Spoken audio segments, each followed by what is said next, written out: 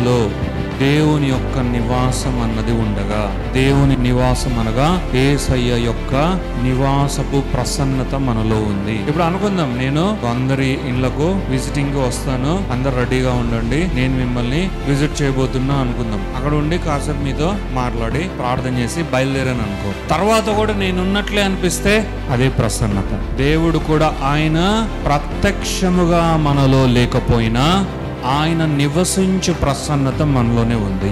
అంటే దేవుడు ఉంటే అన్నీ ఎలా ఉంటాయో అలాంటి స్థితే మనలో ఉంది.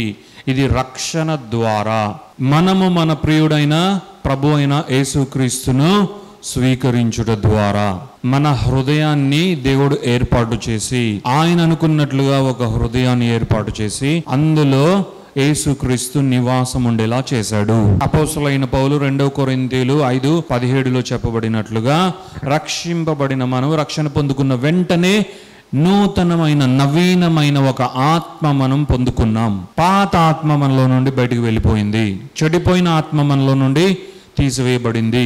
ఆదాము నుండి సంక్రమించిన అపరాధము, అతిక్రమము, పాపము, అపవిత్రత, దుష్టత్వము, వీటన్నిటితో నింపబడిన ఆత్మనే ప్రతి ఒక్క మానవుడికి ఉండగా, యేసుక్రీస్తునందు విశ్వాసం ఉంచిన వాడు యేసుక్రీస్తు నా దేవుడు, నిజమైన దేవుడు, రక్షకుడు, నా ప్రభు అని ఎవరైతే స్వీకరించారో వారందరికీ దేవుడిచ్చిన గొప్ప బహుమానం ఏంటంటే, ఆదాము పడిపోయిన తరువాత, పాపము చేసిన తరువాత ఎటువంటి ఆత్మ అయితే ఆదాముకు ఉన్నదో, తర్వాత ఆదాము సంతానమునకంతా ఉన్నదో, పాత నిబంధనలో ఉన్నదో, తర్వాత క్రొత్త నిబంధనలో కూడా ఉన్నదో, అలాంటి ఆత్మే మనందరికి కూడా ఉంది. అది యూదుడు కానీ, గ్రీసు దేశస్థుడు కానీ, రోమియుడు కానీ, ఆస్ట్రేలియా కానీ, అమెరికా కానీ, ఆఫ్రికా కానీ, ఏషియా కానీ, అన్ని ఏదైనా కానీ, ఎవరికైనా కానీ అందరికీ కూడా ఒకే పాత ఆత్మ ఉండగా, ఇప్పుడు రక్షింపబడిన వెంటనే, విమోచింపబడిన వెంటనే,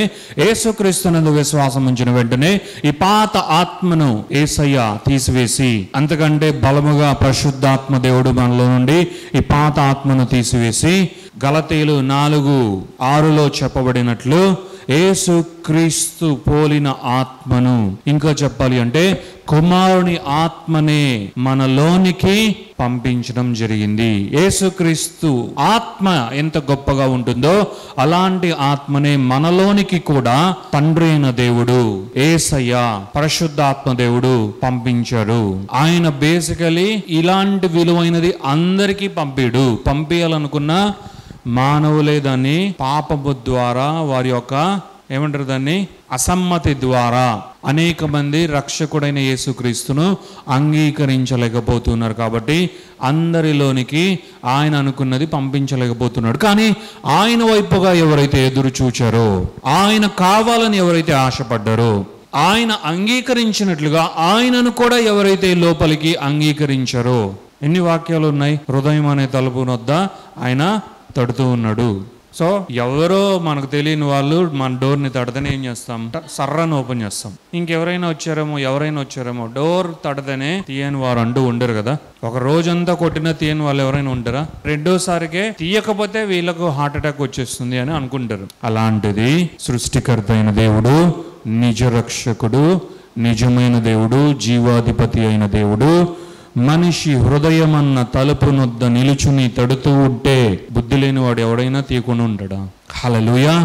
అయితే మనమంతా ధన్యులము, నిజముగా మనము ధన్యులమైపోయాము. ఎందుకంటే మన హృదయము నొద్ద ఆయన తట్టినప్పుడు, తట్టుచూ ఉండినప్పుడు మనమైతే మన హృదయపు తలుపును తీసి, రా ప్రభువా, నాతో సహవాసం చేయి, నాతో భుజించు, నాతో త్రాగు, నాతో సహవాసం చేయి, నాతో మాట్లాడు, నేను నీతో మాట్లాడతా అని మన నూతనమైన ప్రస్థానాన్ని ప్రభు అయిన యేసుక్రీస్తునందు ఆరంభించాము. దేవుని నామానికే మహిమ కలుగునుగాక.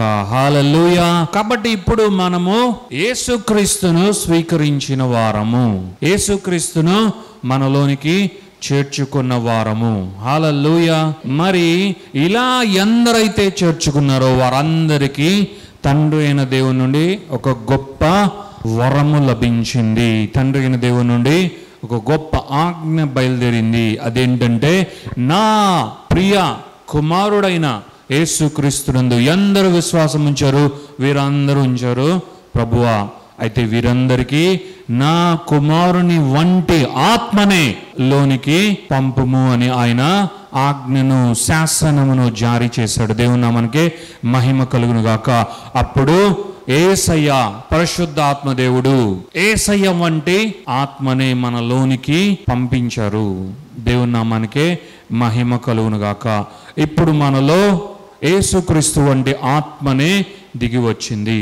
యేసుక్రీస్తు ఎలాంటి ఆత్మను కలిగి ఉన్నాడో అటువంటి ఆత్మనే మనం కూడా పొందుకున్నాము. కాబట్టే పరిశుద్ధము, అతి పరిశుద్ధము అనబడేడు ఆయన సన్నిధి ఇప్పుడు మనలోనికి కూడా వచ్చేసింది. భౌతికంగా ఇప్పుడు ఏ మందిరము ఆయనకు పనిచేయదు. మందిరము ఎందుకంటే మనం ఒక వసతిగా అనుకొని, చర్చ్ ఎందుకంటే మనం అదొక కూడుకొనుటకు, అదొక మంచి స్థలముగా అనుకొని మనం అంతా అక్కడ చేరి మనం కలిసి, అయినా కూడా పోయేది ఇక్కడ నుండే పోతుంది. ఈ మైక్ లో నుండి అట్లా సౌండ్ బాక్స్ లో నుండి అట్లా వెళ్ళదు, లేదంటే మీ నోట్లో నుండి ఇట్లానే డైరెక్ట్ గా ఇలా పోదు. కానీ మనకు కనిపించిన రీతిగానే, మనం చూడలేని రీతిగా మన లోపల ఉన్న ఆత్మ ద్వారా మన ఆరాధన అన్న హోమము, స్తుతి అన్న ధూపము మన ఆత్మ ద్వారా దేవునికి అది అంగీకారమై, అది దేవుని సన్నిధిన, దేవుడు ఎక్కడ ప్రత్యక్షుడుగా కూర్చొని ఉన్నాడో ఆయన పాదములను అది తాకడం జరుగుతుంది. అక్కడ నుండి అది ఆయనంతా కమ్ముకొని కప్పివేసి ఆయన మహిమాన్వితుడై, ఆనందభరితుడై, ఆయన సంతోషించువాడై ఉండులాగన చేస్తుంది. మన స్తుతి ఆరాధన దేవత దేవునికి మహిమ ఘనత ప్రభావాలు కలుగునుగాక. హల్లెలూయా.